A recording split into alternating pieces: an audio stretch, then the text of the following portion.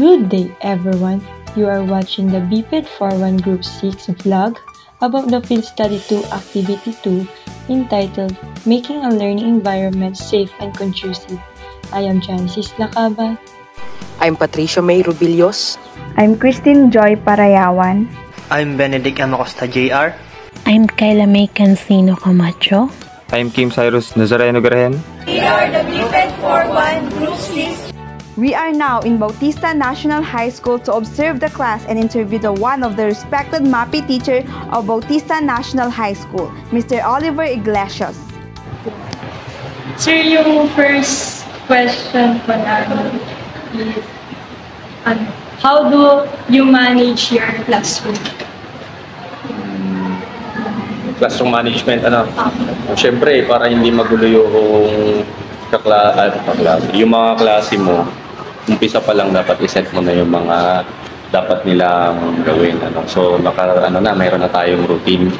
And siyempre, number one, mag-check tayo ng attendance for security purposes kasi yung mga estudyante natin, minsan, lumiliban sa klase, cargo natin yan.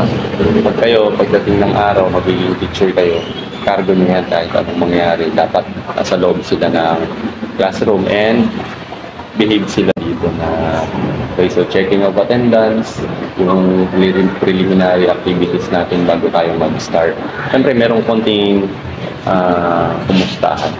Then, kapag may napansin akong medyo disturbing yung behavior at nakaka-disturb ng iba, siyempre, pinakat na kaagad natin yung gano'n para hindi na siya mamihasa or ulitin pa sa iba. Kaya kung may pinaglalaroan siyang stick, kunin mo yung stick, gamitin mong pagturo. Kaya kung hindi talaga hindi nila maiwasang magkwentuhan, pwede mo silang pag-iwalayin ng upuan. So, strictly, bawal gumamit ng phone. Siyempre, unless kasama yun sa kagaya kanina, pinagamit ko sila ng phone kasi nga, nag-solve sila ng simple ng mama na nag-mat kami kanina. Kaya pwede allowed. Pero other than that, hindi pwede.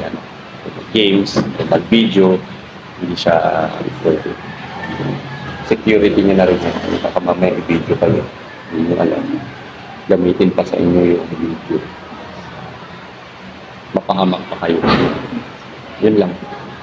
Sir, yung second question for this, how do you make your lesson plans relevant po?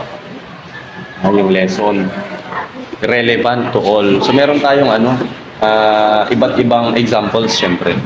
Kailangan marami kang integrations. So sa bawat lesson dapat meron tayong kahit higit sa isa na integration. Meron ngang integration sa ibang subject Minsan kung related syempre sa health, science So i-integrate natin sa science. O kaya minsan sa culture ng tao. Kung galing sila probinsya, may alam kang i-integrate or example na makaka-relate sila. Minsan nag-example ako ng kaya pala ganun sir. Yung ganito. Makaka-relate sila. Kasi culture-based. Parang doon nag-down ka na doon sa kanilang so mas naiintindihan nila yung example mo. So hindi lang isa yung example. Kailangan meron siya i-elaborate mo. And then merong follow-up yun. Kapag in-integrate mo siya sa ibang subject or sa ibang paraan, i-explain mo rin kung paano yun. So doon papasok yung numeracy, literacy. At least, hindi lang yung subject ang naituro mo sa kanila. Minsan nakapag-solve kapag kunwari may number, kagaya niyan, siyempre mathematics ang pwede natin i-integrate dyan.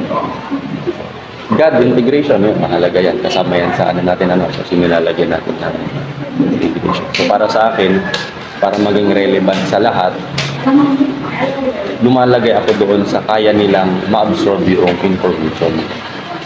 Kunwari, taga-Pangasinan sila, syempre, minsan para mas maintindihan nila yung isang word, i-convert or ita-translate ko sa Pangasinan or sa Ilocano. Pero not totally lahat is tatagulogin mo or Ilocano or mother tongue. Mga ganun. This last point, how do you engage your students in all learning activities? Engaging, ayan. Siyempre, meron tayong iba't ibang activity. Siyempre, MAPI tayo. minsan talaga, lalo na sa PE, kailangan ng physical activity. So hindi naman lahat, kagaya ng mga may health-related conditions, asthma, sakit sa puso, yun ang una yung alamin. Kasi baka mamaya pinatakbo mo siya, may sakit pala sa puso. Todas ka, bigla na lang ng isa yung bata, cargo mo yan. So for that instance, meron siyang separate activity, yung kaya niyang gawin. Hindi niya kayang ganito, hindi siya makapag-participate sa ganong activity dahil meron siyang condition.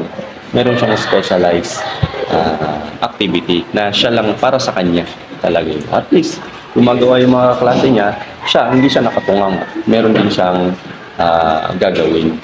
Parang yung pinagawa ko sa kanila, hindi sila, kumbaga meron siyang asthma. Hindi ko siya pinatakbo, hindi ko siya pinag-physical activity. Pero, gumawa siya ng diary or parang kwento niya ano ba ang experience niya sa dance or anong nakikita niyang pwedeng maging benefit sa dance kasi tungkol sa dance yung at least nakapag-activity siya. Lahat sila pa rin merong ginawa. Kasi iba-iba naman ang learner. Lalo na yun sa atin sa PE. Yun lang. Yun lang.